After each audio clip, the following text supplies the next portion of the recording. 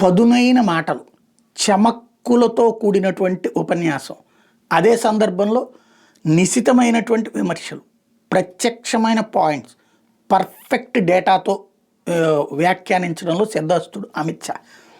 ఆయన తాజాగా ప్రతి మాట వెనకాల ఒక మర్మం ఉంటుంది. ఇప్పుడు ఏదైతే ఈ వక్ఫ్ బిల్లుకి సంబంధించినటువంటి చర్చలో ఒక కీలకమైన వ్యాఖ్య చేశారు, దానికి సంబంధం లేనటువంటి వ్యాఖ్య ఏంటది?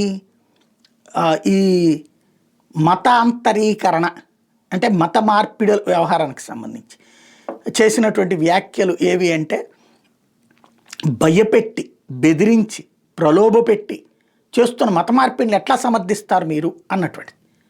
అంటే ఇప్పుడు క్రైస్తవంలోకి మతం మార్చేటప్పుడు నువ్వు పేదరికంలో ఉంటే కనుక నువ్వు ఆ పేదరికం నుంచి పోవాలంటే మా ప్రభువుని నమ్ము, లేదంటే కనుక అనారోగ్యంతో ఉంటే కనుక అనారోగ్యం పోవాలంటే మా ప్రభువుని నమ్ము, ఆర్థిక పరిస్థితుల్లో ఇబ్బంది ఉందంటే మా ప్రభువుని నమ్ము, ఇట్లాంటి పరిస్థితులు చెప్పి ఎక్కడైతే గ్రౌండ్ లెవెల్లో పేదల్ని మతం మారుస్తున్నారు అది ఎలా కరెక్ట్ అవుతుంది అన్నటువంటి పాయింట్ని రైజ్ చేసుకొచ్చారు. ఇప్పటికే వివిధ రాష్ట్రాల్లో యాంటీ కన్వర్షన్ లాస్ తీసుకొస్తున్నారు. కాబట్టి దేశవ్యాప్తంగా ఇట్లాంటిది ఏదైనా ఆలోచన ఉందా అన్నటువంటి చర్చ నడుస్తుంది. అయితే అది తీసుకురావడం దేశవ్యాప్తంగా కాకుండా ఇప్పటికే రాష్ట్రాల వారీగా జరిగిపోతుంది కాబట్టి వేరే ఏదైనా ఆలోచన ఉందా అన్నటువంటి చర్చ నడుస్తోంది.